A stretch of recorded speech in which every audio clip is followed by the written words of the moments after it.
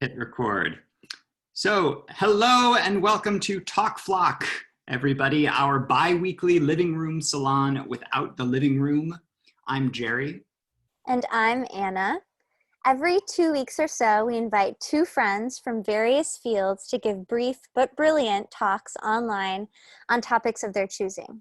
These talks can be scripted or unscripted, lecture or performance, about anything or nothing at all. Our goal is to let people and ideas meet in this digital non-space and seek new possibilities for encounter, wonder, serendipity, and engagement. Tonight, our talkers are Rachel, Herzing, and Lim Mui, and they will each deliver 20-minute talks. After which we'll open up the floor for Q&A and discussion. And we do hope the discussion gets lively. This is your digital space as much as it is ours. We'll listen, we'll talk, maybe disagree a little bit, maybe figure some things out. Maybe spiral into deep, productive confusion together. Fingers crossed.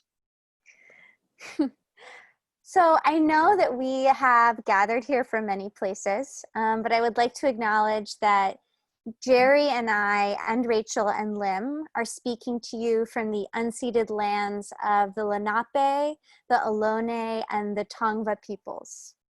We would not be here today without the genocide and the systemic exclusion of Indigenous peoples. So can we all take a breath together to offer acknowledgement and deep gratitude to these people and to this land?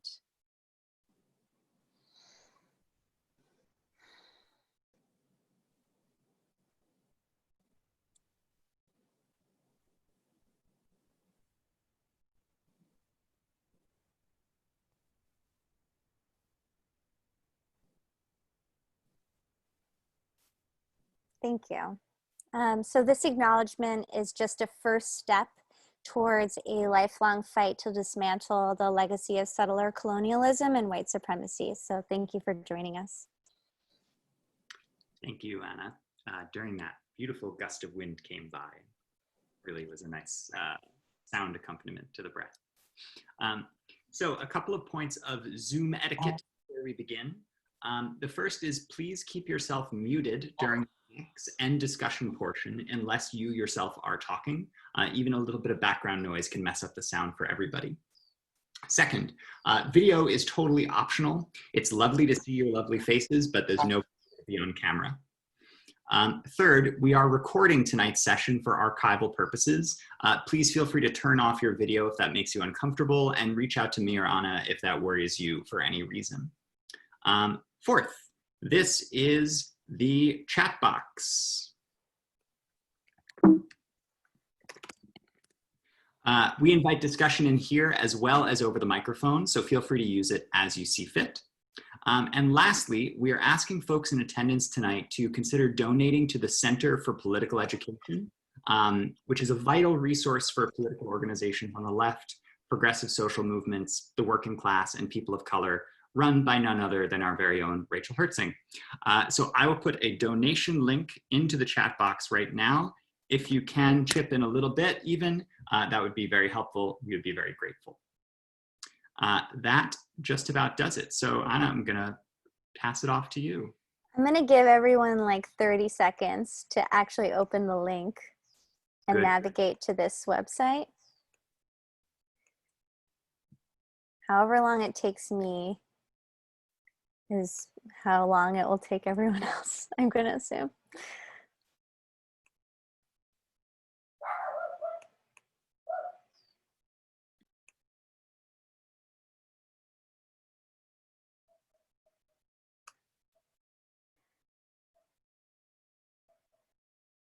Okay, I am ready.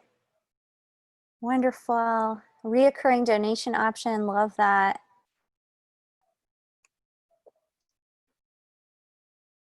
Okay, I've set it up for me to give a donation, which I will do later. And I hope that you all have done the same. So now we would like to begin with our very first talker. Our very first talker here is my dear friend Lim Mui, who I have known since I moved to New York. Lim was in the very first show that I made on my own that was not directing a play, but my own show. And since then, we've pretty much worked on every single theater production I've ever done in New York since, I believe. Our roles have switched in various ways, and we've done all kinds of things. But they're an incredible performer, puppeteer, artist. And in the last few years, I've seen this sort of spiritual force emerge from Lim, and they currently have a newsletter called the Moon Matriarch, and I would consider Lim themselves a moon matriarch, which kind of combines astrology and poetry in a sort of analysis of the world at the moment, which is really gorgeous.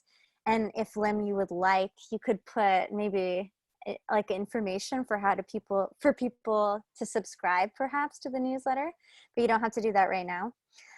So that's basically my introduction to Lim, who also has a new puppy.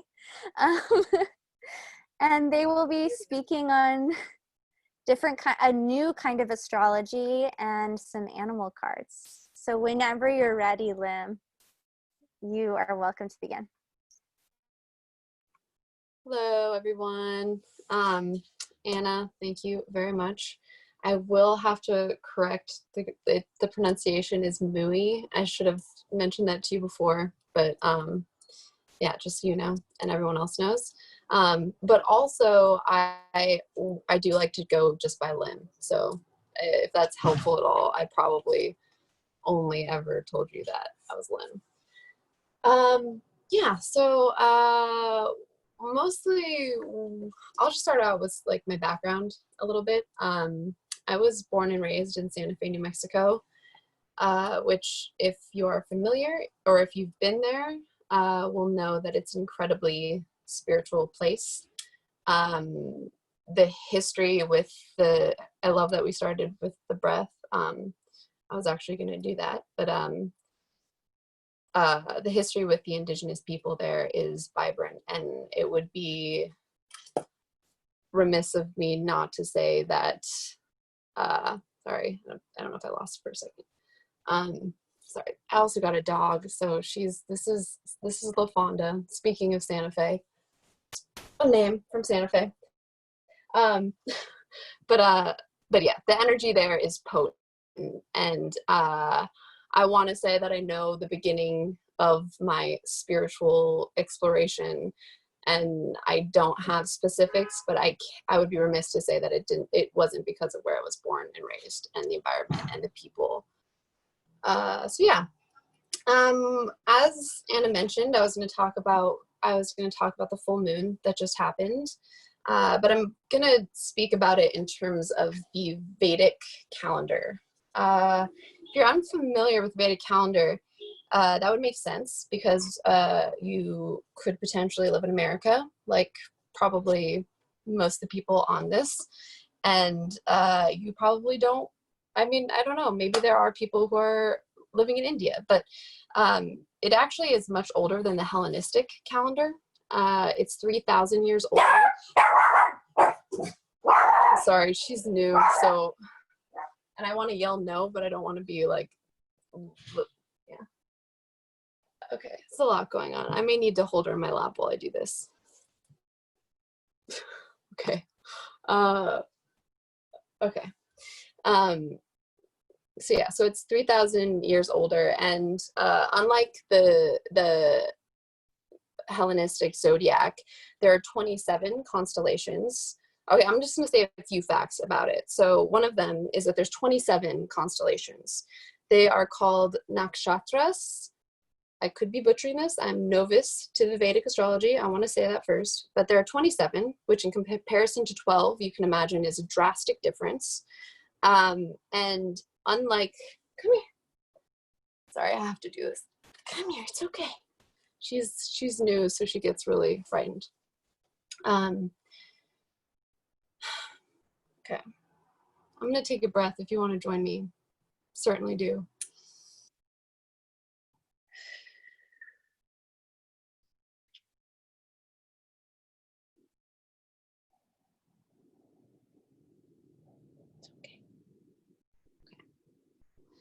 So, unlike the Hellenistic, there are 27 constellations, and another difference is when you ask people, "Oh, what's your sign?" The common, or I would say the majority of people, or what is the consensus is your sun sign. So everyone will identify as, oh, I'm a Gemini, I'm a Cancer, and they're only really taking into consideration the sun, which is not a negative totally, though in Vedic it is the father. And in the Hellenistic it's the father. In the Vedic it's the father. Apologies, but that's what we're following right now. And in the Vedic calendar, they follow the moon. The moon is the mother. The father is associated with individual strength and soul expression. So most common when I would reference the sun, I always mention the ego, but not in a negative way. It's just this is our light. This is how I come out to the world.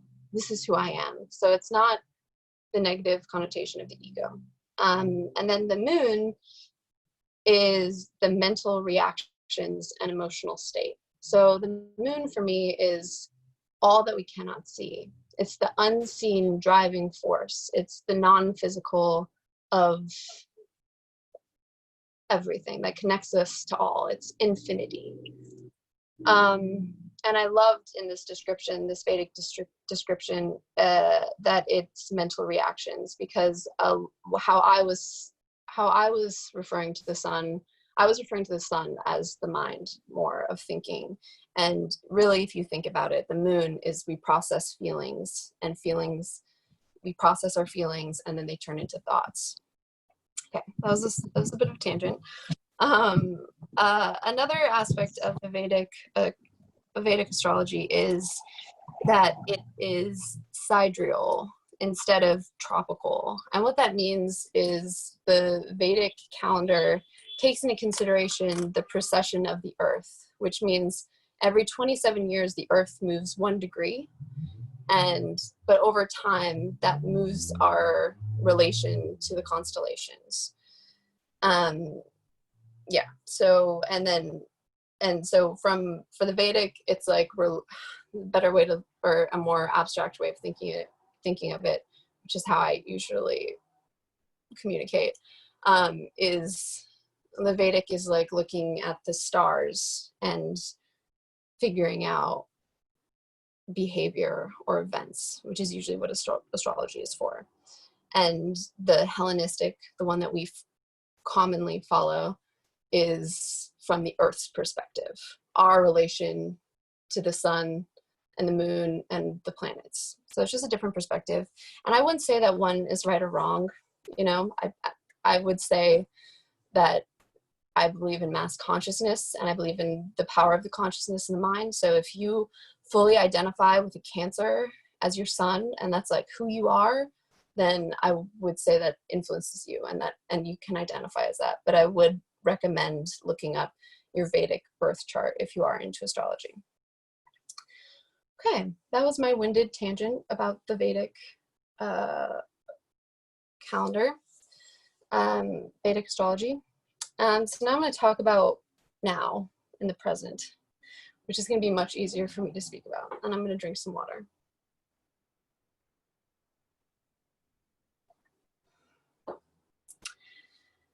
Okay. So yesterday was the full moon. Again, if you do follow astrology, what I say is not going to make sense to you. Yeah, so just a little warning. So the sun is still in Cancer. The sun is going to be in Cancer until August 16th. So right now, in the Hellenistic, the sun is Leo, which is fire. Then the Vedic, it's Cancer, which, if you are unfamiliar with Cancer, is about the home, your feelings. It's the first water sign. So it's like we go to Earth, we're passionate, we want to do things, we have will, we have a direction, and then we plant ourselves. And we're like, okay, this is what we're doing. We come to earth, and then we go to air, and we intellectualize. Okay, how am I going to manifest this? What's going to happen? Da, da, da. And then similar to the moon, which those moon and Cancer are correlated, you go into feelings. Okay, I wanted all of these things. I had all of these desires and expectations for myself, and I knew what I wanted. And now I have to come with my thoughts and with my physical reality, and I have to make it real. So Cancer is incredibly emotional. It's the most emotional sign. The greatest thing to do during a time of Cancer is to focus on the home, and to focus on your family, and to focus on your connections. So that's what's happening with the sun. The moon, the full moon. And if you don't know or clearly what happens on a full moon, imagine that the moon is the closest rock to the earth. So we have so much, it's pulling so much of what happens here. And when it's a full moon, the sun is just filling up the moon with its light. So it's really, there's a profound balancing and connection between the light and the unknown and the darkness, as I spoke before about the moon and the infinite self. The light kind of brings all of that infinite self to the foreground, and you can kind of, a lot of the times, that's why there's all the myths that people act a little off on a full moon, because it's the intensity of what's going on in your subconscious and your emotions. So this full moon is in Capricorn. In the Hellenistic, it would be astrology, but in this one, it's Capricorn. Capricorn is the sea goat. So, you know, I think there's usually a bad rep about Capricorn, but it's, you know, they focus so much on the horns of, you know, it's also the last earth sign in the chart. So it's like, I'm really focusing, I'm going to go, I have everything. There's always like luxury or monetary gain, you know, it's always fame, fortune is always associated with Capricorn. But you have to realize a part of Capricorn is also water too. It's still the sea goat. The bottom half is a fish. So it's very intuitive, and a lot of it can be grounded in something real. As I mentioned before, the Vedic calendar, there's 27 constellations. So I'm speaking in both terms of, I'm using both, obviously my vocabulary comes from the Hellenistic because it's what I've educated myself on the most. And Vedic, I've only been studying for a year at the most. So that's why it's like, I'm combining both with trepidation.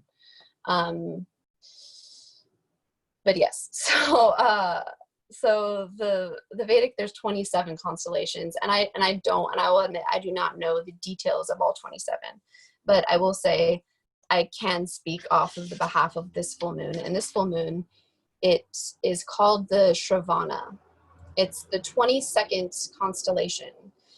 The Shravana, I love the name of the Shravana. It's the celestial ear of the universe. This is where it comes really to the present moment and what's happening now. The Shravana is all about listening. So even me now, I'm stumbling over my words. I didn't type it down. This is why I speak a lot through poetry. I'm talking more personally now, but you know, I speak a lot through poetry because I can be incredibly intentional with one word.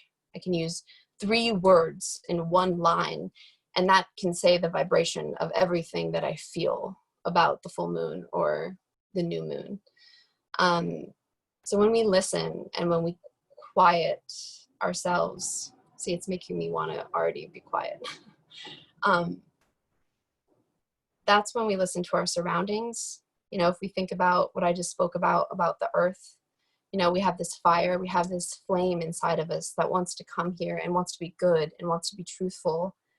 And then we come down to earth, and Shravana, the celestial, this ear is a reminder of listen. This is the first step that any of us should be doing. This should be number 1, is listen. What is the benefit of listening? I do want to reference the resource that I got a lot of this Vedic information from. It's I'll put her website up there, up in the chat as well, but it's Anand Dashri. And what she says is, or what I've sort of reformulated into my words, but essentially it's the deeper that we listen, the deeper that we go inside, the further we get to go outside, the further we can connect. So this constellation is about connectivity, about human connection. And through real human connection, we create our spiritual community. And that can, you know, there's a lot of ideas about what that means, but in the purest form, we all have these connections where you don't have to, you can meet someone in an instant and you know them and you feel them. I'm a believer in past lives. I think it's not, to me, it's not even belief. It's like common knowledge. But, you know, it's like the moment that you see a person for the first time, it's like all of our history rains down on us and you can know someone. So the spiritual community, I think it's gravely important during these times, and keeping those connections alive and real. Yeah. What else do I have written here? Yeah, more about the use of words, which I think is vital right now. Words, this is why, you know, there's mantras, but words, I've always thought and believe, are magic. They empower us and they disempower us. The words that we use for ourselves, the words that we use for our community, the words we use for our country, the words we use for other countries, the words we use for the planet, all of this, every single word is important. Yeah, so that's what's happening with this full moon is, listen, I told Jerry and Anna that I was going to keep track of time, and I'm not doing a great job, but you'll tell me when it's 5 minutes, maybe. Yeah, okay. All right, so now what we're going to do is, it's like I was going more into discomfort, and now I'm going further into comfort of what I'm comfortable with. Okay, so now I'm going to pull a card or two cards for this full moon. Even though the full moon was last night, I mean, I can feel a full moon 3 days before it happens. And that includes the day after. So this energy, as long as the light is in the sky, as long as you can see the full moon, the energy is there and it's happening. Yeah. Also, I believe whatever information you receive is the moment you're meant to receive it. Okay. All right, so I have 2 decks here. I have a tarot deck, which is, I say tarot because I just want to also point that out. These came from Egyptians. The whole notion of the tarot, the root was, I mean, probably even before Egyptians, the root is, and I think it's a beautiful journey and path to be a part of. Okay, and then I have animal cards, which are my best friends. It's okay. It's okay. It's okay. It's okay. The other dogs, right? When we spoke about animals. But so it's just these. Okay, she has to go check it out. So these, like the basis of animal cards. They're called animal medicine cards. So what I follow and what I've studied are all based from Native Americans and their stories and myths, not myths, their stories passed down and deriving meaning from the stories and the significance in animals. It's a little bit more abstract than the tarot. And then I also have runes, which Yeah, I'm not going to speak too much about runes. Runes are incredibly powerful, and they're symbols in which to read the energy. You're fucking kidding me. How does this work? Okay, so here we go.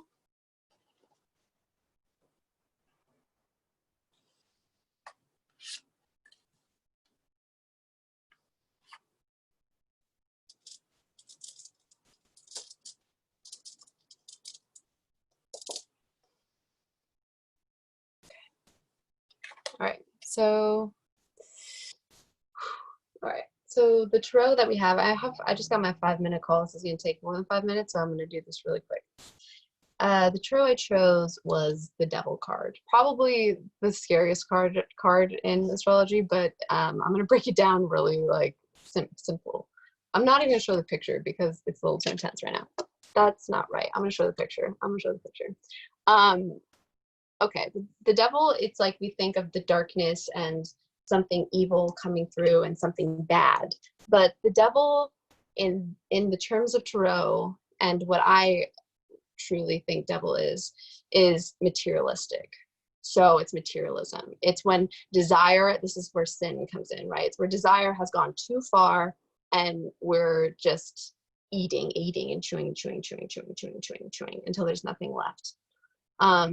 I would love to talk about this later with what's going on with the full moon. So I'm going to save that maybe for a discussion of what's going on politically and socially. But it's key. Okay. And then for the animal, great. Balance. Here we go. Here's the balance. Thank you. Eagle. Eagle is God, source. It's pure, it's truth. It's the light coming through. It's the sun. It's when you first come here and that purity of your will, of what you want to do and what you desire to do here, and all of your goodness and what you want. That's eagle. Pure, impure. And then the rune that I chose is Degas. I don't know if you can see it. I'm starting to lose light here, but maybe I can show it later. I don't know if you guys can see that. Yeah. Okay, but Degas, it's associated with the letter D, and it's dawn. So it's awakening. Spiritual awakening, but awakening. So yeah, I would love to talk about this more in depth about what's going on with the full moon. I don't know if I'm out of time, if I have time, but it seems like it might be lengthy. Yeah, I would say right now we're seeing I wouldn't say total darkness, like there's some dark force happening, but I would say over the time of what's happened from our history to now, it's like the most of what's happening now is the epitome of the devil card, which is the number 16. I'll say 16 if that's triggering for people, but of the 16 tarot card it's just we desire too much and it's hurting the planet. It doesn't take into consideration the outside. It's like it's in terms of the Shravana of the full moon, it's listening only to the superficial aspect of us and not listening to the heart and the deeper part.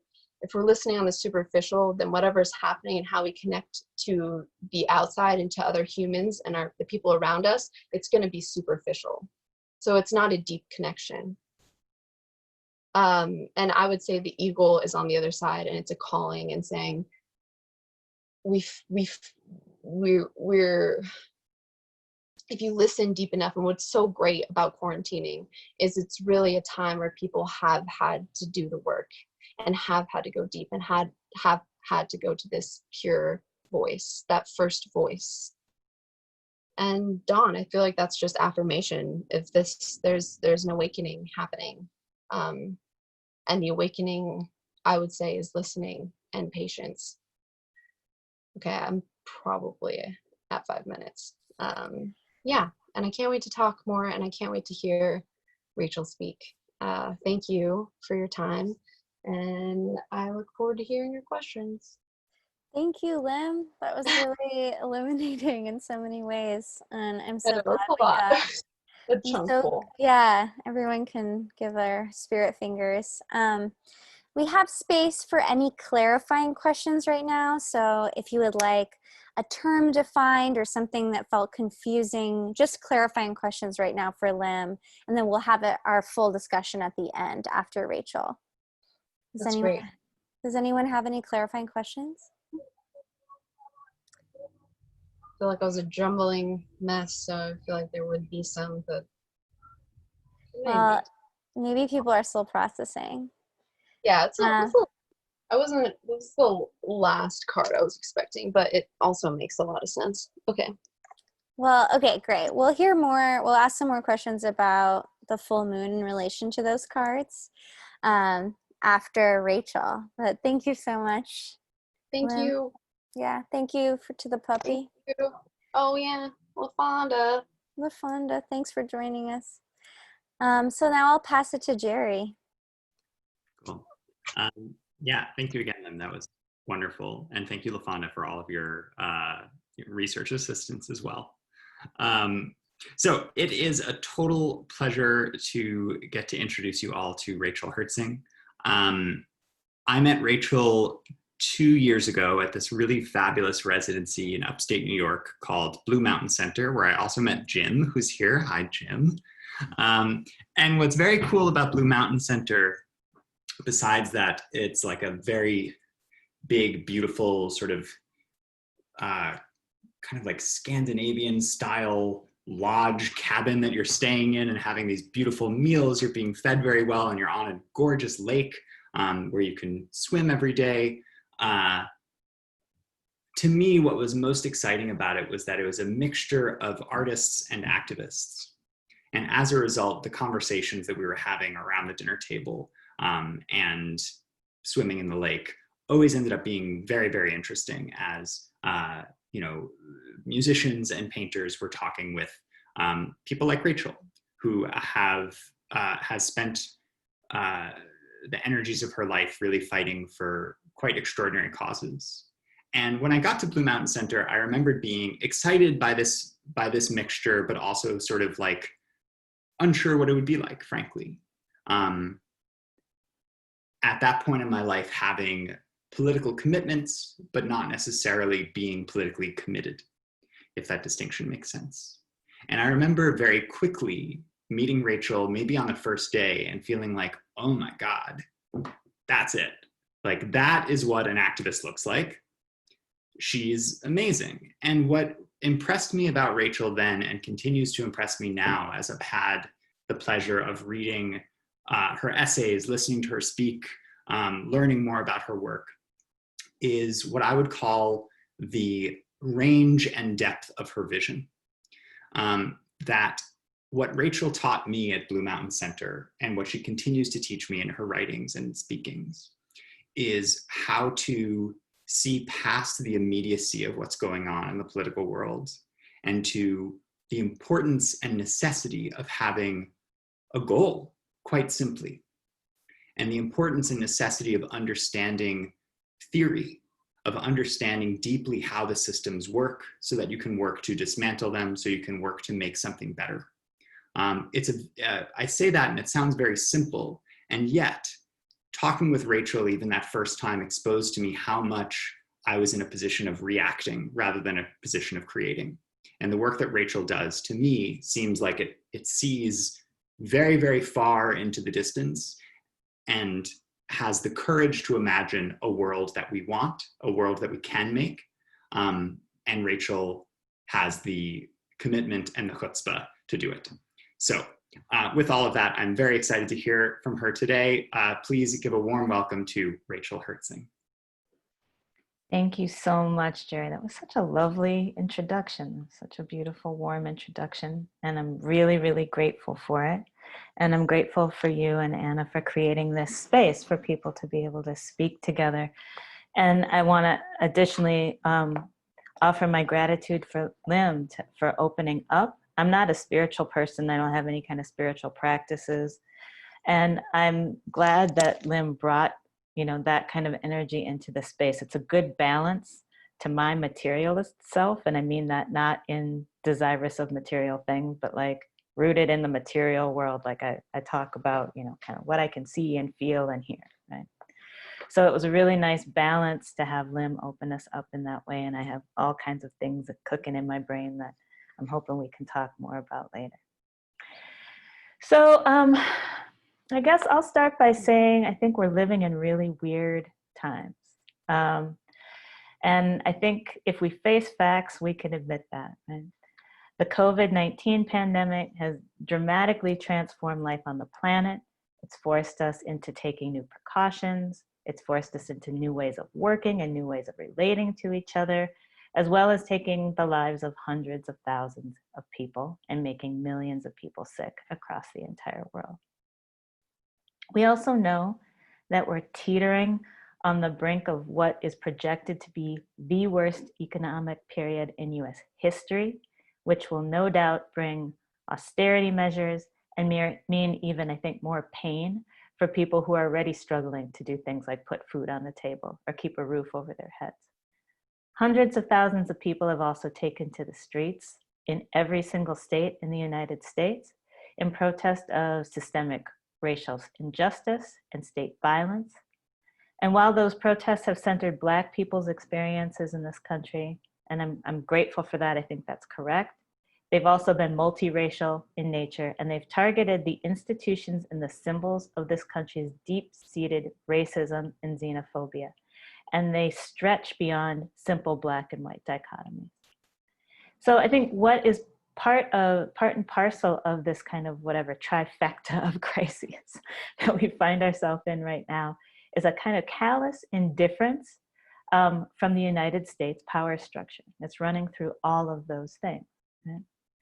And for those reasons, I think, you know, it's a time when a lot of us might be experiencing pessimism or cynicism or alienation.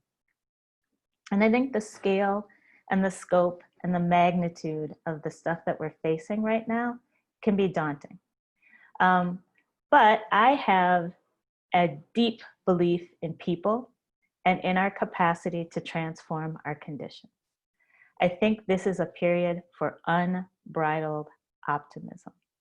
I think we're experiencing openings that we have been told for years and years and years are not possible. And I mean like that people could be protected from eviction if they couldn't pay the rent, or that people could be released from prison, or that, you know, large scale mutual aid projects are possible. We're seeing all of these things unfurl in front of us, despite kind of years of being told, no, we couldn't possibly let anybody out of prison. No, we couldn't possibly protect people who can't pay their rent, and those kinds of things.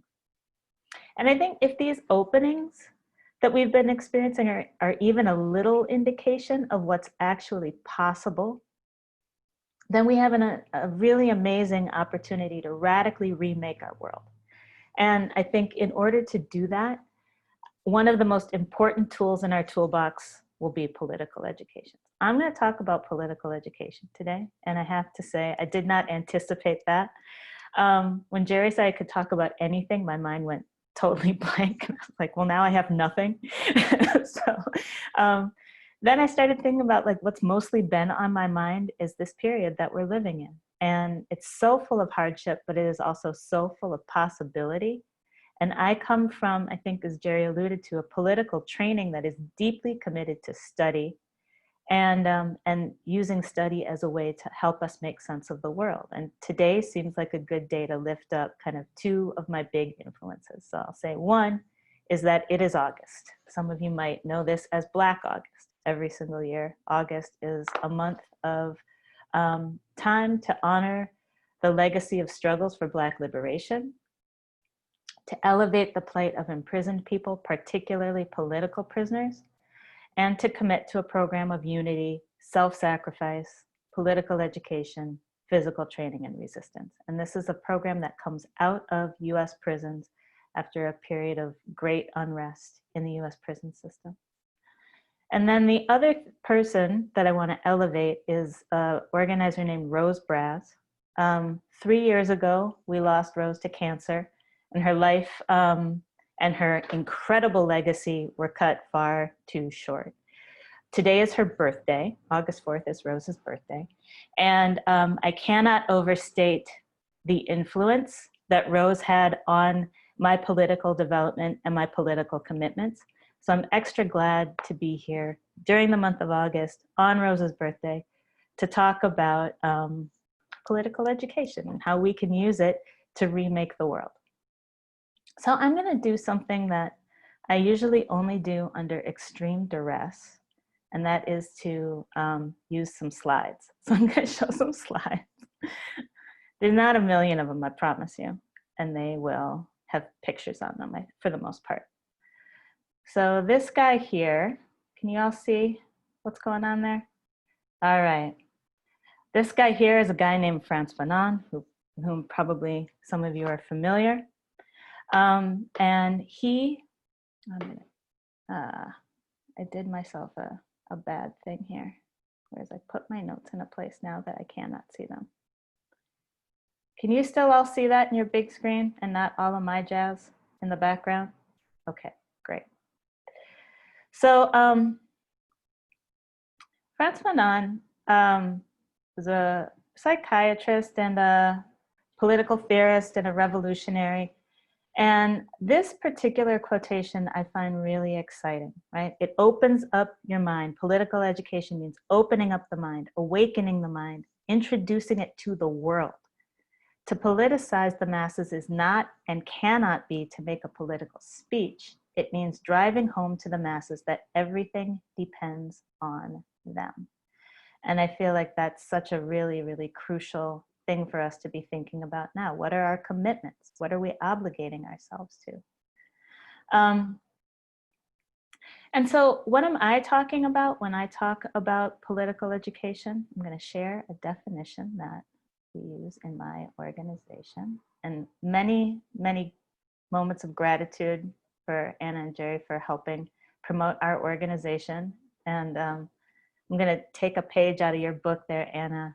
I like how you encourage people to take the time to actually engage with that link. So this is what we're talking about when we talk about political education, right? We're talking about the practice of studying the history and analysis of struggles for social, political, and economic power with the explicit purpose of strengthening political organizations and movements for social change. So what we're talking about is study for the purpose of making our politics more effective. So it's not only what we think, but also what we do. Recently, I wrote a piece where I talked about political education as frontline work. And I can't say this enough. It is not extra, it is not supplemental, but it is crucial to any political activity that we take. We need political education to understand our conditions, because they're shifted all the time. What's happening? Why is it happening? Who's involved? We need political education to help us identify our targets and our tactics. How do we put everything together to make change? I think that taking the practice of political education seriously also helps us be okay with all of the things that we don't know. And most of us don't know enough, right? Don't know enough to kind of transform everything we want to transform. And none of us is born able to kind of transform the world. Most of us spend our entire lifetimes trying to figure out how to create the conditions we actually want to live in. But how we learn and what we learn is important, I think. We learn how through trial and error. I think trial and error is a valid form of study, right? We learn by paying attention to what others around us do and in conversation with people who are more experienced than we are. Some of us learn things by reading or going to a formal class or something like that. All of these are excellent ways of learning. The point here is to ask, toward what purpose are we putting our study, right? So the study itself is important, but the study itself is not enough. There's an old German guy, some of you might be familiar with, named Karl Marx, who once said, the philosophers have only interpreted the world in various ways. The point, however, is to change it, right? So we're not trying to amass knowledge just for the sake of having it. We're trying to get the correct knowledge to help us transform our conditions, to help us remake the world. I'm moving on to this lovely lady here, who I hope some of you are familiar with. This is one of my all-time heroes in all of the world, a woman named Septima Poinsett Clark. And this is one of my favorite statements of hers, right? And she's sitting here doing a citizenship school, which we can talk about later if that's interesting to people. But she says, I believe unconditionally in the ability of people to respond when they're told the truth. We need to be taught to study rather than believe, to inquire rather than affirm. And, you know, we join struggles that are already in motion. Right? So being curious about what's already happened can help us avoid repeating mistakes, but it also connects us to the long legacy of work that we're trying to draw forward. And in addition to understanding history and trying to take some lessons from it, taking up political education helps us develop our analytical skills so we can make better sense of what's going on in the here and now, too. And without a commitment to study, we're more susceptible to manipulative and coercive power structures that have their own interests in mind. So for instance, we can take the idea that federal cops were sent to Portland to deal with rioters at face value. We could just say, yes, the President of the United States has said this, the media has repeated it. Or we can also dig deeper and consider whether we think spray painting, breaking windows, or even setting fires is rioting, right? We can also arrive at answers about what we think are the appropriate responses. And maybe we'll draw the same conclusions, right? Maybe we won't, but either way, we'll have to think more deeply about who the protesters are, what actions they're taking, and what kind of responses seem best in relationship to those people and those actions. And to the point Lim made, the words we use are really, really important too, right? The words that we communicate with, that we use to articulate our ideas and our goals are also really essential. And having sharpened analysis helps us pick the right words to do the work we want them to do. All right, so there are some general guides, really, really straightforward bullet points that I use to help people do political practice, political education practice. First one is to reject anti-intellectualism. I don't know if any of you tonight are organizers, but organizers tend to fight against theory and go straight for action. And we can wind up kind of bottoming out the ability to take studies seriously in our movements if we do that, right? And the people, whoever the people are in your case, can get ideas, right? I think sometimes we hear, oh, that's too academic, or that's too complicated, or people won't get that. And I have to just say, you know, I've worked with imprisoned people for decades at this point, and some of the smartest, most intellectual people that I know are living inside of cages right now. Also have been lucky enough to travel to places where formal education is different from here, and people are learning to read in fields, or people are learning to read in jungles, or whatever. And people learn advanced political theory in these settings. It is us here in the States who are really, really far behind in this regard. So the people can get complicated ideas. Action might be a sexier thing, but it'll be even sexier if your actions can have the impacts that you want them to have, right? Which requires you to be able to have some kind of thinking that undergirds that. And I also really always like to point out that thinking is not different than doing. These things are in a relationship to each other. You can think and do, and both are really crucial. This second one, seek resources, adapt tools, create new materials. There's so much great stuff out there to choose from, right? Conversations like tonight's, or study groups, to books, to formal courses, all of it's really, really important. You want to check for quality, right? Not all the tools are created the same, but you want to be looking around for the kinds of things that are going to help you figure out what it is you want to figure out. And my friend Jairus Dixon reminds me frequently that every tool had at least one mediocre draft, right? So that's, you know, the goal there is that even if it's not everything that your heart desires, there might be a little kernel in there that you can take And the kernels are good. The kernels can amount to whatever, whole cob of corn, right? So think about what you can pull from those things, even if they're not kind of fully baked, you know, to the extent you would like them to be. And then the last thing is to never stop learning, right? To kind of, every time we think we've got it all figured out, we're probably in a better position to try to keep learning even more, or to add another layer to what we know, because it will help our practice. And again, the goal of all of this learning is to improve our practice, to help us build the kinds of worlds that we want in a way that's more and more effective. So back to the idea of remaking the world. I think we're in a period in which really, really dramatic demands are being made, right? And the status quo does not seem to be holding the way that it once did. These demands are born of really deep need, but also decades of sustained organizing, and then kind of pushed over the top by large-scale rebellion. We're being encouraged, I think, to ask for more than we may have thought was possible, even.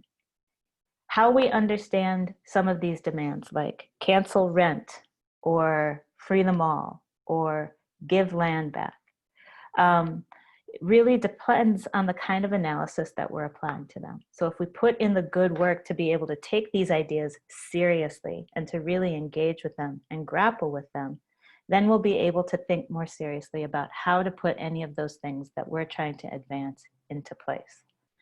And don't misunderstand me. I'm not trying to say that having the correct analysis is the same thing as winning. I do not think that's true. I would rather win than be right. I do think, though, that understanding our conditions, understanding our history, probably means that we won't make all of the same mistakes that we made before. And even if we make some of the same mistakes, we'll probably learn better lessons this time. I think maybe the more importantly than anything else for me, political education helps us fight for the futures we want and we need. As Jerry mentioned earlier, my politics and the organizing that I do have a pretty far away horizon. We can talk more about that work later if we'd like. But I think it is crucial to have a horizon that is worth fighting for and to stay pretty fixed on that goal, as Jerry described. I am a pretty goal-oriented person. And I really believe that it's possible to get these things that we want, but I also think we have to fight for them. And I think that political education helps us chart out a path. It doesn't give us a roadmap, but it gives us the right kind of tools to develop the path that we need to figure out how we want to move. It can also give us the confidence that our big dreams could actually be rooted in historic realities. And it can help us see kind of outside our immediate context to the whole world beyond us as a place from which we can draw models, right? It helps us get prepared, and it helps propel us forward. And I'm gonna close with this guy here. Another, you might recognize from the hat. This is a guy named Amilcar Cabral, who is an anti-colonial fighter in Cape Verde and Guinea-Bissau. And this is one of my very favorite quotations of all time. Learn from life, learn from our people, learn from books, learn from the experience of others, never stop learning. I feel like this is super, super crucial to a political education practice, right? The choices we make today about what we fight for, how we fight, and who we fight alongside will impact not just next month, not just next year, but potentially decades to come. If we integrate a rigorous practice of political education into our lives, those choices will be put to better use, and they will give us a better chance at remaking the world in the way that we want and in the way that we need. And I'm gonna stop there. I'm gonna stop sharing.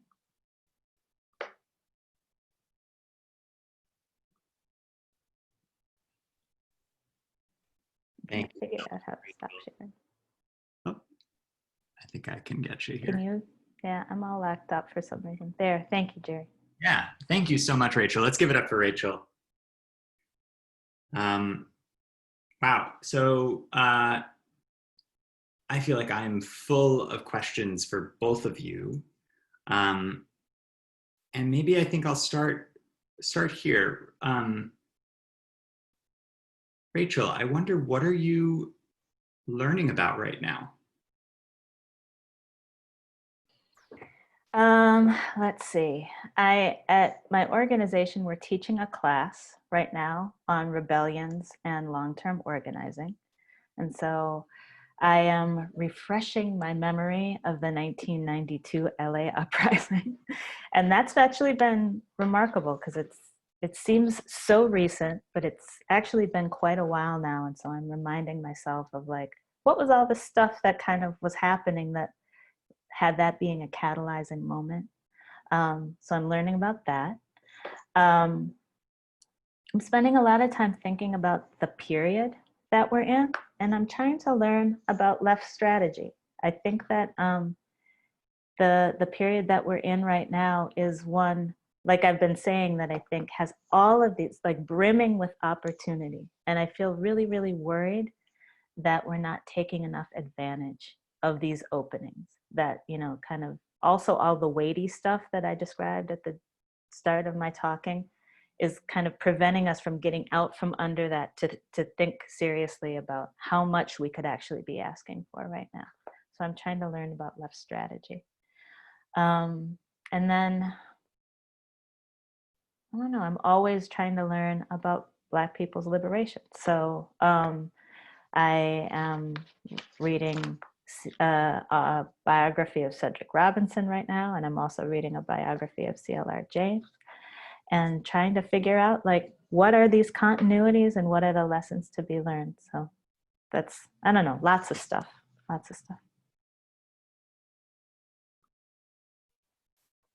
Wow, that's a good question. It makes me want to know that from everyone in this room or this Zoom room right now. Well, okay, Lim, I had another question for you, but I'll let you choose if you want to answer what are you learning right now, or a very difficult question, which is like thinking through this idea of like changing the world after interpreting it, or versus interpreting it and after interpreting it. Articulate, how do you feel like the spiritual unity, spiritual education has like supported and transformed you and the world? Yeah. I, oh, she just knocked over my thing. Okay. I mean, it's been a major life change for me. I mean, when I started learning about this stuff and started meditating and everything, my interest in politics and what was happening in the world skyrocketed. It was also during the time that it was right when Trump was elected, and when all and coincided with Black Lives Matter, and it was like I was having this huge internal awakening, and then also the world, even though this has always been going on, but was having a moment of awakening, or at least white people were. But yeah, so I think it goes back to what I was speaking about with the full moon, was going inside of myself. I was able to have a deeper understanding of the world, or of the current society, and sparked interest as well. I'm learning more about mental health currently. It's like where I'm at. Yeah. Thank you. And I That's also just want to say to Rachel, like I just loved everything. And I just wanted, I don't know, are there questions? I don't know. No, Lim, please ask. Yeah. Oh, okay. I mean, I just wanted to say that it's just really beautiful how we do come from totally different perspectives. I come from the unseen perspective, and you come from such a, as you said, deep understanding and education of resources, and so grounded with reality. And it's just, even what you were saying of like your philosophy of the faraway horizon, it's so tied to what I feel and what is going on with spirit, you know, is this is the time. If there's anything with the full moon, it's the Degas, that little symbol I showed, that awakening of that intuition and that inside voice, and just the going for that pure idea of what you want for the world. What exactly, even if it seems impossible, what is that? Like, we get caught up so much in our physical attachments or distractions, and I think that that's what the 16th or the devil card was speaking to. And I just, yeah, I don't know, just made me really happy to hear unbridled optimism in some of the terms you were saying. Thank you, Lim. I really appreciate that.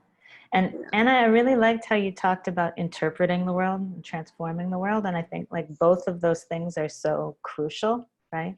Mm-hmm. And I also think that, you know, there's a way that our ability to interpret what's happening through all of the different means, right? Including all of the kind of spiritual means, they just help us have such a better idea of kind of how we want to engage with the world and how we want to connect to each other in some of the ways that you were talking about them. Yeah.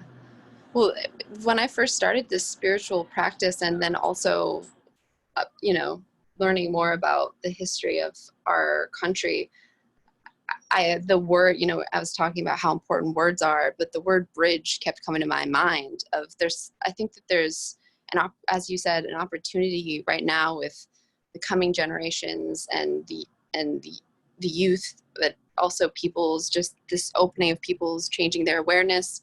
Where can we find the bridges? There's so many divides, but I feel like, I don't know, I feel like there's a bridge with our two worlds that I'm excited about. That's always been happening too, but again. Yeah, for sure. I appreciate you raising that. I think that's true.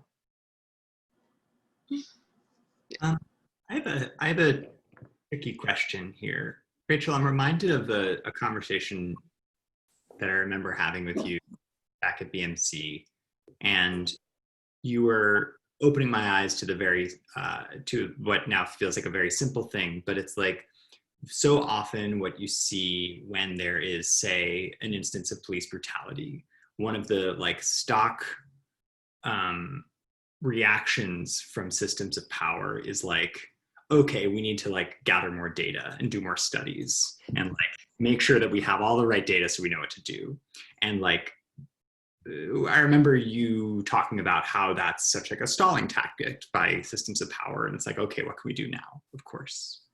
And I guess what's bringing that to mind is feeling very inspired by what you're saying about the necessity for education and the necessity for thought work and intellectual work as part of any kind of activist enterprise. I guess I wonder, maybe I'll ask this question both on a personal scale, but also maybe on a more abstract scale. Like, how do you avoid falling into that trap yourself? Of like, something's going on and like, cool, let's hit the books. And like knowing that hitting the books is like a really important part of the work. But how do you avoid when that becomes a tool of avoidance? Does that make sense? It makes 100% sense. I am a person who did not finish a PhD for this very reason that you are pointing out here. So that is like 100% sense making to me.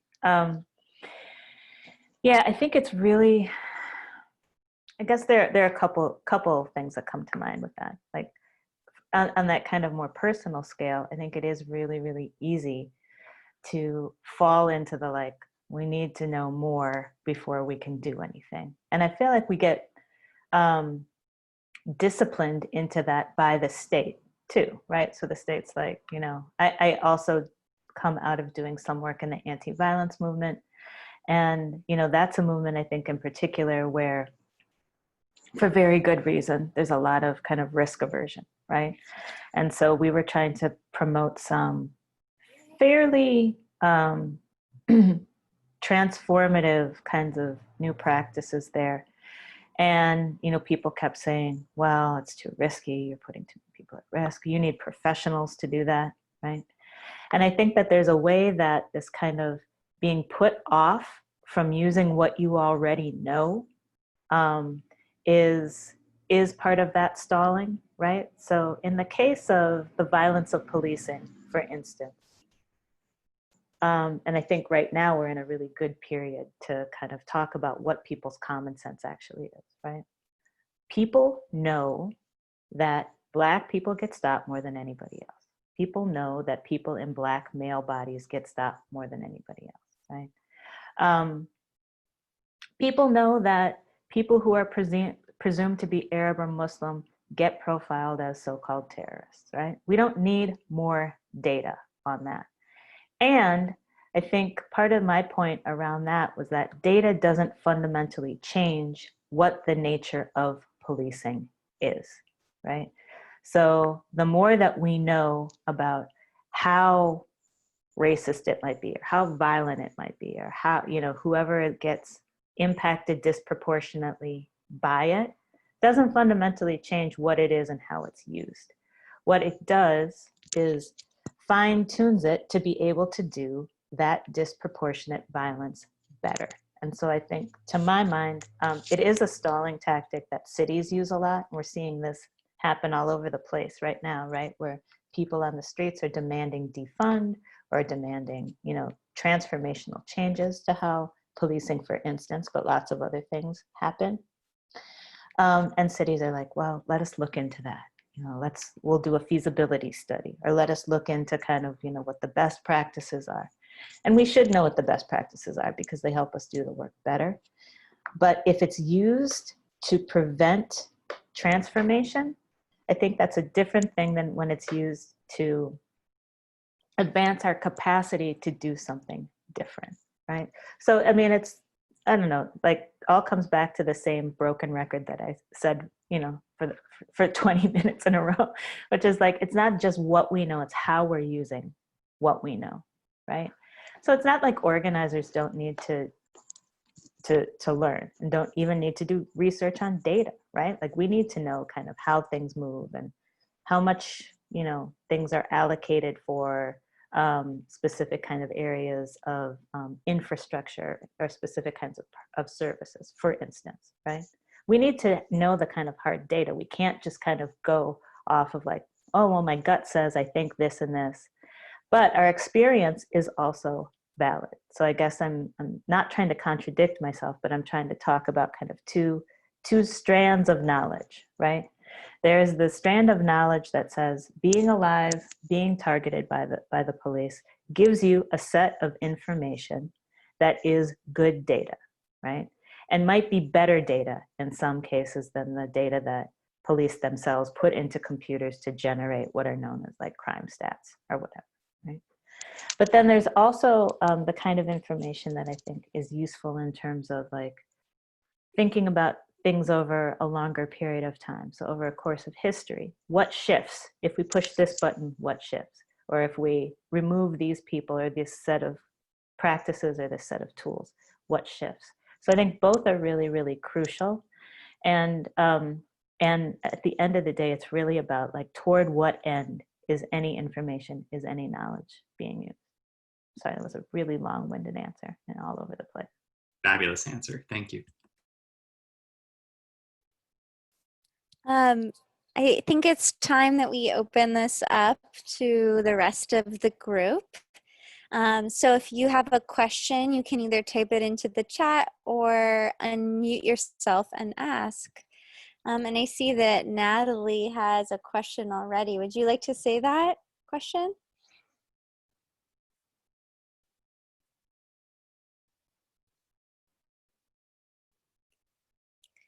Or I can read it. The question says, do you teach your students this must be willing to stand alone?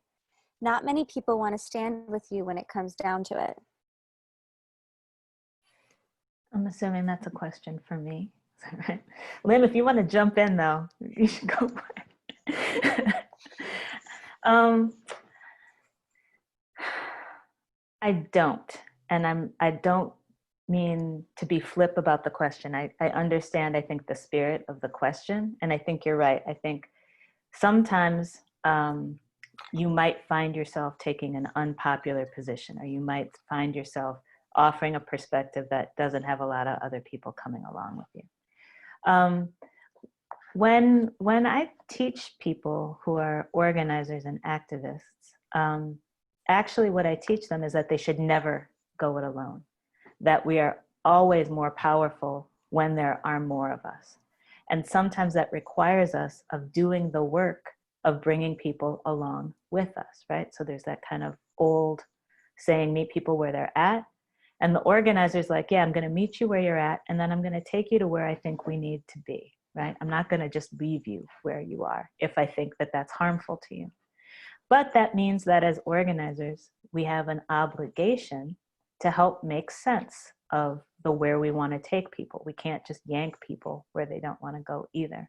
And so again, I think, you know, to the points I was making earlier, the kind of more tools you have at your disposal to be convincing, to help people understand why you're advocating for what you're advocating for, and the more different kind of ways that you can articulate what your goals are and how you want to get there, the better.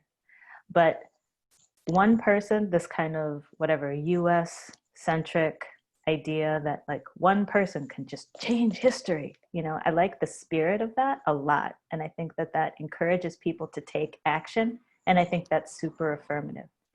But I also don't think it's possible to transform our conditions alone. And I don't think we should try. I think we should try to build mass. I think we should try to build power by having more of us working together.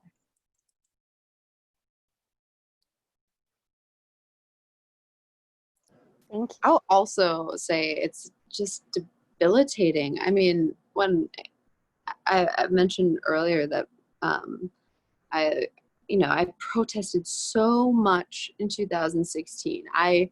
But I stopped eating, and I just stopped taking care of myself. And I don't know if this is anywhere related, but it just gets to the point where it's so about community, everything. We need, I think about ants.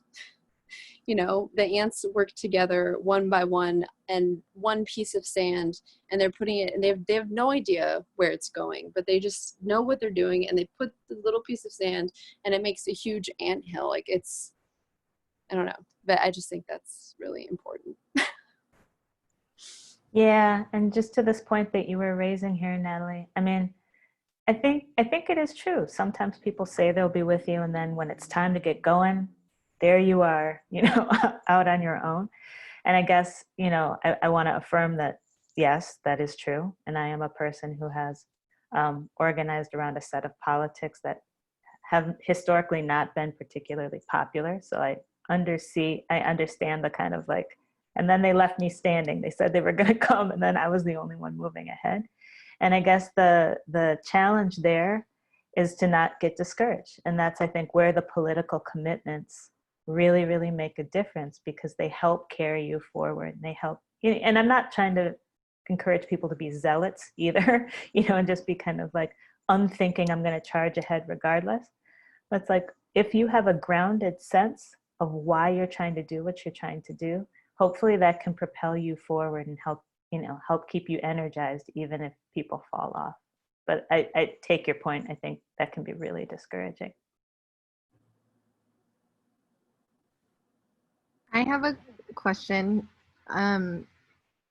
It's kind of for both of you. I was originally thinking, Lim, about astrology and how I was really obsessed with it. Well, Hellenistic astrology, apparently.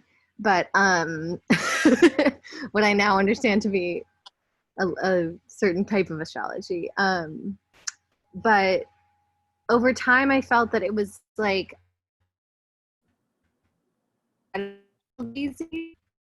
And like it felt really like trying to learn about myself, which felt interesting and valid. But then at a certain point, I found it like not succeeding as a way to foster community. And I recently also, maybe sort of more related to Rachel's work, found, you know, I've really resonated with what you were saying, because I've come to political consciousness and white consciousness through reading. But I recently read just like a think piece, whatever, in the Atlantic that was kind of taking issue with all of the with the revived anti-racist movement right now, that it's all about books and learning and not enough about action. It was sort of like calling out Amazon, like peddling books to their employees, but not actually changing their labor practices. But my question is actually more specific. It's like these issues are here, and I'm wondering how, in both of your universes, you with these, what I think both could be called texts, like maybe pieces of reading in Rachel's world, but like with Lim, like reading the stars, it feels to me like a textual kind of conversation. How do you do that with other people, like practically? Lim, do you want to start? No, you go. I mean, if you. Yeah, I'm happy to start. I mean, and I think it's a great question, and I cannot say enough that thought and action always have to be partners. Just acting without thinking doesn't get you what you want, and just thinking without acting doesn't get you what you want. So I appreciate you raising that, Elena. I think, that there are a million different ways to do it. So I talked about some of them. I think in conversation, in settings like this, are actually really, really great places to think about text together. And text can be like the piece you read in the Atlantic. A text could be like a tweet, right? Like, I don't get precious about text. I think books are good. I like people to read books. I like people to like actually put their brains to work, to the extent that they're able. But I also don't think that we have to be snobby about it. I think the stuff that helps us learn what we need to learn can take all different kinds of forms. And I think, the main thing for me is that we try to do that together as much as possible. So to the point I was just making, I think, collective study is the best kind of study. And that can be like chatting like this. That can be, like a formal study group or a book club. That can be a conversation at the bar. Should there ever be a day when we can go and have a conversation at the bar again? That's like a fine place to do it. I think it really is important that we do it together. And I don't know if that gets at your question, but I don't know that I think that there's like a single recipe. I think the trying it out is as important to me as the kind of whatever shape it winds up taking.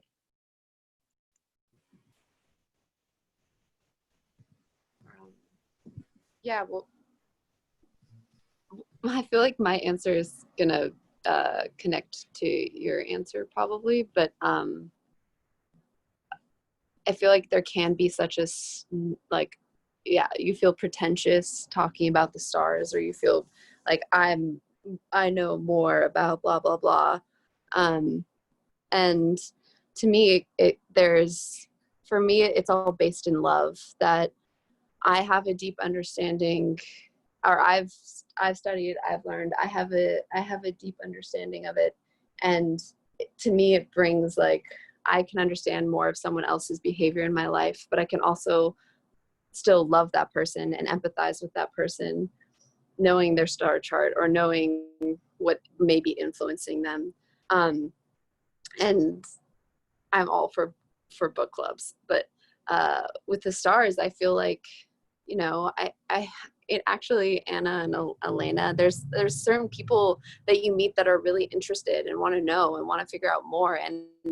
And astrology is something that is so deeply deep, but so, interpersonal, that it's so fun and exciting to do it together, even if it's a small group. I think even with, I've done a book club with one other person, reading a book together and talking about it. And I've looked up the charts of like 3 people, and we talk about it and what's true, what feels true and what doesn't feel true. Yeah, I don't know if that answered. Thank you guys. Affirmed book club for me. Hey, I would like to ask a question of Rachel, and I would like to say, hi, Rachel. Actually, I'll give you 2 questions. You can take your pick.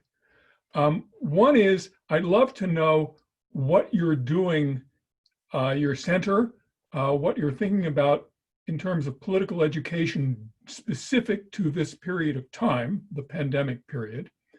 And the other question I have for you, quite different, is I read this New Yorker article about the power of police unions.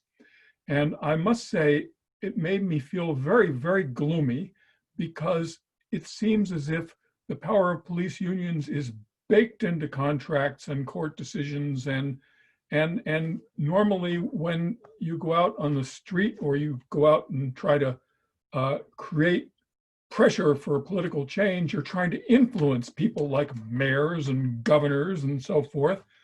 But the mayors and governors feel helpless in the face of the power of police unions. So how do activists mobilize on a problem like that? Yeah, thanks, Jim. Those are great questions. And hi, it's really nice to see you. Thank you for coming through tonight. I'll do the easier one first, which is to say that the Center for Political Education, when we first started living under quarantine, we spent a lot of time doing the kinds of things that I was just talking about, like assessing the period and trying to figure out like what's a good role for us to play right now. We had been primarily San Francisco Bay Area focused, and had, kind of gathered people together to do different kinds of studies or different kinds of events about things that were happening in the world. And, we started doing some of that remotely via webinar. And we also didn't want to just kind of contribute to what started to feel, at least to me, like just cacophony of so much content out there, so many webinars. I felt like when the pandemic started, on any given day, I could be on like 4 or 5 different webinars, right? And so we were trying to figure out what's a good role for us to play. And so we've started to do fewer public events. We did a series of events with some allied organizations, with the Red Nation, which is an indigenous organization based out in Albuquerque, and the Arab Resource and Organizing Center, which is a Arab organization based in San Francisco.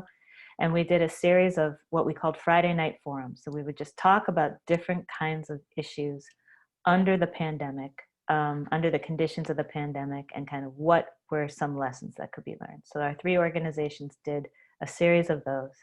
But we didn't do, as the Center for Political Education, we didn't do a bunch of other kind of public programming so much. Really what we've been doing is more kind of tool development and things that we think can help people make some sense of the period. So for instance, we release a weekly email. If you sign up on our email list, you could see.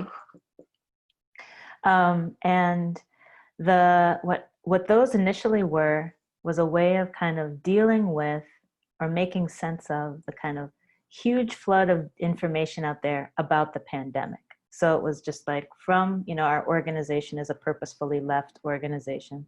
So it's like from a left perspective, what are some of the things that we think are good for you to be paying attention to right now? So we followed like what was happening with labor, or we followed what was happening with some of the healthcare worker organizing, like those kinds of things, and put those tools out. And we do that, every week. And then when the uprising started, we added in a layer of like, here's some of what we're paying attention to in the pandemic, but here's also like some things to think about in terms of these uprisings, because there's a lot of information.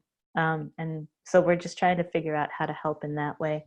We work on curriculum development. We're working on, some kind of smaller chunks of tools that people can consume on their own time to really help make sense of what's happening. And then we're doing this class on rebellions and long-term organizing. And that's important for us in this period, that we're always talking to people about the relationship between uprisings and the longer-term organizing that happens in kind of less dramatic periods. In terms of the unions, yeah, I don't know, police associations are really, really, really challenging nuts to crack. They have so much power, and it is so kind of baked into the fact of the existence of policing that it's really, really hard to challenge. And so I'm not sure if we saw the same piece, but the stuff I've been seeing recently coming out around the police associations are just, they're really depressing. They make me feel really gloomy too. I think the one place where I take a little bit of inspiration is, you know, out here in California, this person, Rose Browse, who I referenced at the beginning of my talking, part of what made her so tremendous, she's a tiny, tiny woman. And she just was like, you know, she had a love for very mean, she would hate me for saying this, but for very mean small dogs. And she was kind of like that in affect too. You know, she was just like, she would find a target and she would just like clamp on. And she decided she was going to go after what is called the California, what is the second one? Correctional and Peace Officers Association, right? Which is essentially prison guards. Right? They have a big fancy name to make them not seem like prison guards, but that's what they are. And like most of the police associations, although I know that this is not true of every police person, they are frequently not standard unions. So in the case of prison guards, many times in the state of California, they are an association. They are not a formal union. I know that that's not true everywhere, but where I do take some inspiration from that is that we're able, you know, through much organizing over a long period of time, some of what we were able to do was to kind of dislodge legislators from the power of that particular union by exposing some of the practices of that union, such that legislators didn't want to have themselves publicly associated with them. They were probably still taking their money and going on their junkets and all of those things that they do, but they didn't want to be publicly associated in the same way.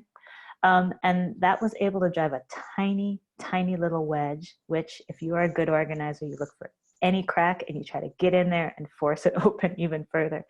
And eventually she was able, not she alone, but she, through her leadership, we were able to really expand the distance between some of the people with the most power in the state and that particular association. I mean, that comes at a price. They targeted her heavily. And, you know, going after cops and guards, you always have to be a little bit worried about what that backlash might be like. But I don't know. I think that even that kind of one example here in the state of California makes me think that there's some ways to do that. And I think the other thing that gives me a little bit of hope is that they are, you know, those, how to say it, those cops that are in, you know, kind of more traditional formal unions, like there are members of traditional formal unions, that we're seeing some distance happening now, right? So there's some organizing happening in like AFL-CIO kind of organizations to get cops out of their union. So if they are part of, you know, the traditional labor movement, to try to get them removed. So, you know, I hate to see workers fighting each other, but I also think that there are some shades of difference there that these fights are elevating that are really, really important. Sorry to go on so long. Thank you. So I think we have time for one more question before our final thoughts. Does anyone have an additional question for Lim or Rachel? Kanika, would you like to say this through the mic, or should I read it out loud?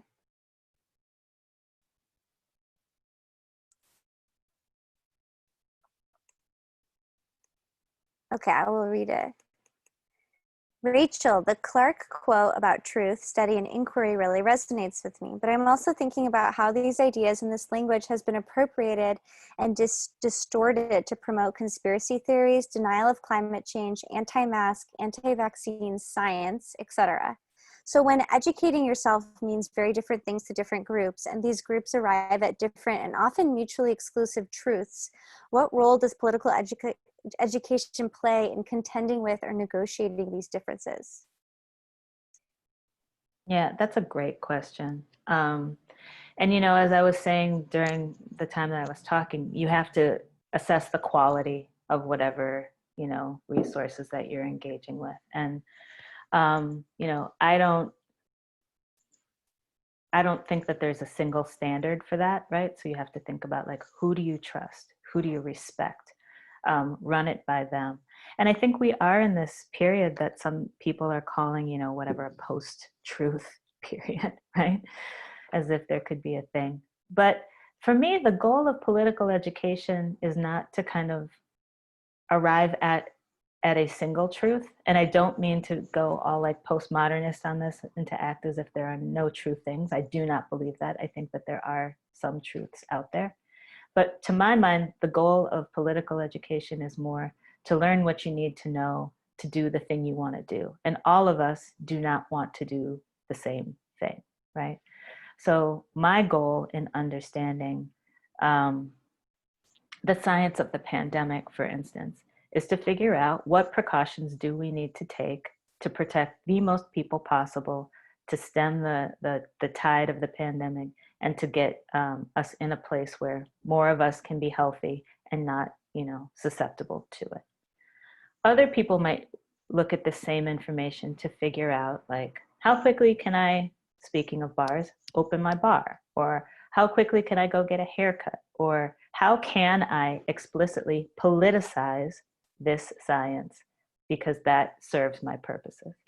So, you know, I'm not trying to say that I think that political education is also value neutral, right? People will, you know, I will use it to further interests that I have that are engaged with left politics, but the far right is exemplary at doing political education. You know, the rise of the Tea Party, for instance, had a lot to do with sharing specific kinds of ideas, bringing people to those ideas, making them very clear and very plain. And so I don't know that it's about, you know, finding an ultimate truth, but I think the kind of more rigorous engagement you have with your study. Yeah, exactly. Phyllis Schlafly was incredible political educator and completely evil. You know, so I think it's really about negotiating power, right? And there are going to be contentions for power, and everybody, I don't know, to speak in grotesque generalizations, everybody's going to use what they have at their disposal to try to get, you know, their thing out in front of the most people and gain favor for it. So it's really, I think, about the fight more than it is about the stuff, more than it is about the actual pieces of information, if that makes sense, in my perspective. Awesome, thank you. Now we're going to have our closing thoughts. Jerry, would you like to share a closing question?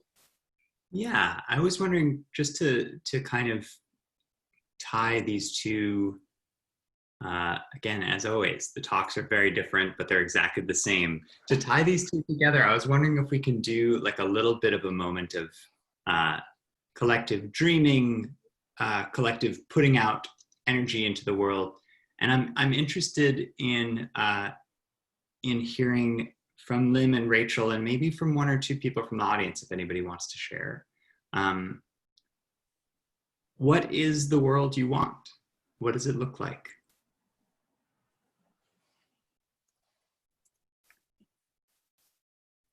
I'll start off.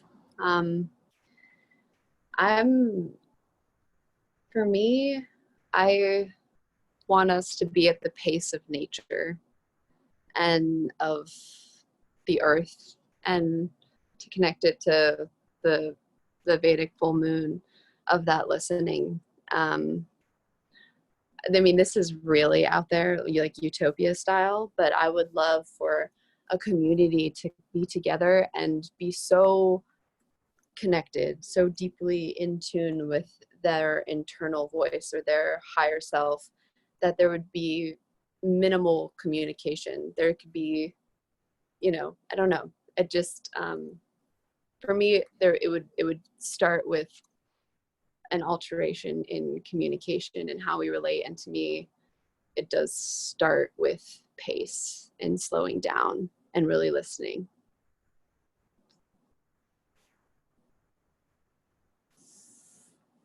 Yeah. Rachel wants to go. What is the world I want? The world that I want, I think, is very similar to what you described, Lim, although I derive energy from communication, so I would hate for that to be cut out in my ideal world. But I think an ideal world for me is one that kind of is mutually constituted in a way that is not coercive, right? And in a way that honors and our capacity to exist. And this is a human world that I'm imagining. Yeah, in a way that honors our capacities as human beings to be with each other. And, you know, I don't know, I'm not particularly afraid of utopian visions. I think it's important for us to have, I'm not suggesting you are, Lim, but I like that you raised that, because to my mind, that ability to dream like that big is really important. And I want us to have all the utopias that we can dream of, you know, honestly. I want a world where people have what they need to live well and in right relationship with each other. Maybe that's the most direct way of saying that. Right relationship with each other and the natural world. Gorgeous. Thank you, both of you. Does anyone from the audience want to share a dream?